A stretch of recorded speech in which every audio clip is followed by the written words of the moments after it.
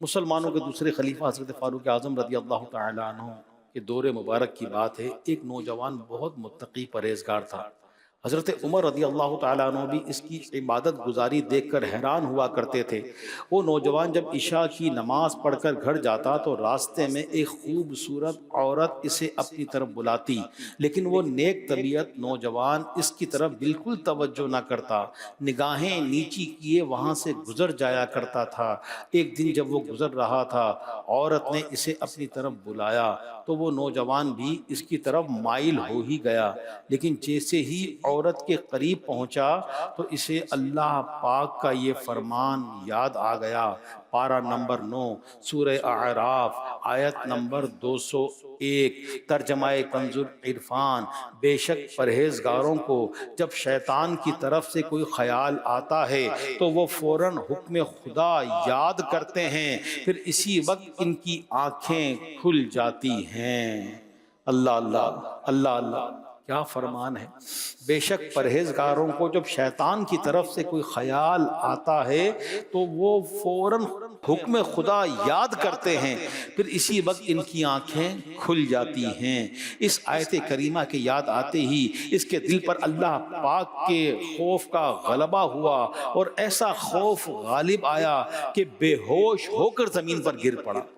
گناہ کیا نہیں، لیکن بس اللہ کے خوف کا غلبہ ہوا، گناہ کی طرف مائل ہونے لگا ہی تھا کہ یہ اس کے ذہن میں آیا۔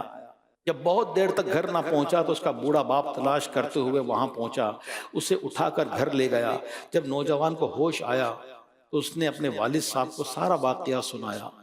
واقعہ سناتے سناتے جب اس نے دوبارہ وہی آیت کریمہ پڑھی، بے شک پرہیزگاروں کو جب شیطان کی طرف سے کوئی خیال آتا ہے تو وہ فوراً حکم خدا یاد کرتے ہیں، پھر اسی وقت ان کی آنکھیں کھل جاتی ہیں، تو یہ جیسے ہی آیت کریمہ دوبارہ پڑھی تو اس پر اللہ پاک کے خوف کا ایسا غلبہ ہوا، ایسا خوف خدا اس پر غالب ہوا کہ اس نے ایک زوردار چیخ ماری اور اس کا دم نکل گیا۔